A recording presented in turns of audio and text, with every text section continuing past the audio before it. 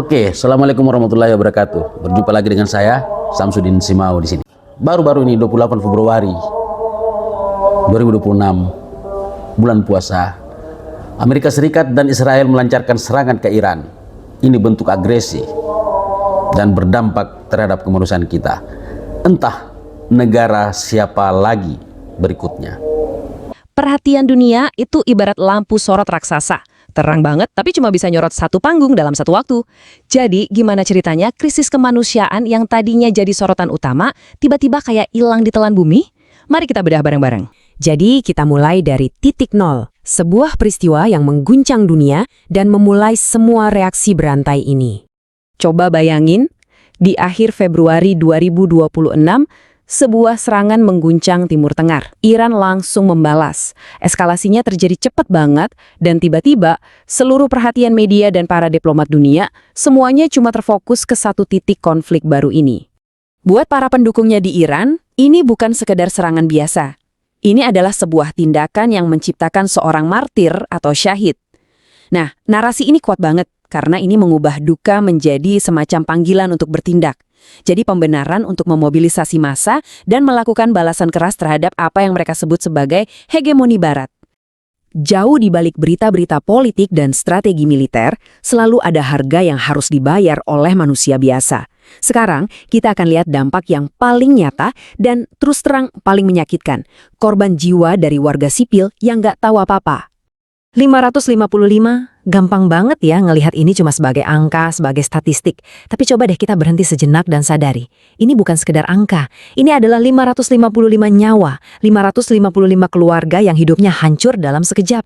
Dan di dalam angka besar tadi, ada tragedi-tragedi spesifik yang benar-benar bikin hati miris. Salah satunya, serangan di sebuah sekolah dasar di Minab, yang menewaskan sampai 153 orang. Dan yang paling memilukan, mayoritas dari mereka itu anak-anak. Pernyataan ini seolah menggarisbawahi sebuah fakta yang kejam dalam banyak konflik modern. Mereka yang paling rentan, yaitu perempuan dan anak-anak, justru yang paling sering jadi korban utama. Dampaknya nggak berhenti di korban jiwa aja. Infrastruktur yang menopang kehidupan sehari-hari mulai runtuh.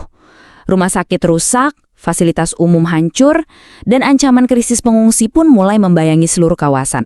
Nah, disinilah kita sampai ke inti efek dominonya. Sebuah krisis baru itu nggak muncul gitu aja. Dia secara aktif mendorong krisis lain keluar dari panggung. Perhatian dunia itu kan sumber daya yang terbatas. Dan sekarang kita akan lihat gimana sumber daya itu dialihkan secara drastis. Lihat deh perbandingannya di sini. Penderitaan di Gaza, yang sebelumnya jadi berita utama, soal kelaparan, perbatasan yang ditutup, sekarang sepi pemberitaan. Semua mata, semua kamera, sekarang cuma tertuju ke satu drama baru yang dianggap lebih eksplosif di Iran. Dan ini bukan cuma omong kosong atau spekulasi loh. Sumber kredibel seperti UN News melaporkan secara langsung kalau pengalihan perhatian ini punya konsekuensi yang sangat nyata. Krisis kemanusiaan yang udah parah di Gaza jadi makin parah karena sorotan dunia udah pindah. Oke, sekarang kita tarik ceritanya lebih dekat ke kita di Indonesia. Gimana bisa sebuah konflik yang terjadi ribuan kilometer jauhnya terasa langsung di sini? Jawabannya, ternyata ada di ekonomi. Buat kebanyakan dari kita di Indonesia, perang yang jauh di sana itu rasanya bukan lagi berita luar negeri, tapi jadi kekhawatiran yang nyata banget di dompet. Ancaman harga BBM naik, inflasi meroket, dan biaya hidup yang makin mahal jadi sangat terasa. Jadi, gimana ceritanya? Gini alurnya. Pertama, konflik di Iran itu mengganggu pasokan energi global. Akibatnya, harga BBM dan inflasi di negara kita naik. Ini kemudian bisa bikin nilai rupiah kita melemah. Dan ujung-ujungnya, kesejahteraan sosial kita semua yang terancam. Ini adalah reaksi berantai yang hampir nggak bisa dihindari. Oke, jadi kalau kita sambungin semua titik-titiknya, gambaran besarnya jadi jelas banget kan? Kita bisa lihat gimana satu peristiwa bisa memicu efek berantai yang dampaknya jauh-jauh lebih besar dari yang kita bayangkan. Jadi, coba kita rangkum ya, cuma dari satu aksi kekerasan muncul krisis kemanusiaan baru di Iran, sementara krisis lama yang ada di Gaza seolah terlupakan, dan gelombang kejutnya, efek dominonya terasa sampai ke pasar-pasar di Indonesia.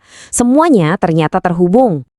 Dan ini semua pada akhirnya membawa kita ke satu pertanyaan yang jujur aja susah banget dijawab.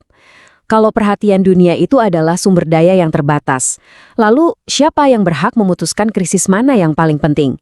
Krisis mana yang layak dapat sorotan, dan krisis mana yang terpaksa kita biarkan dalam gelap.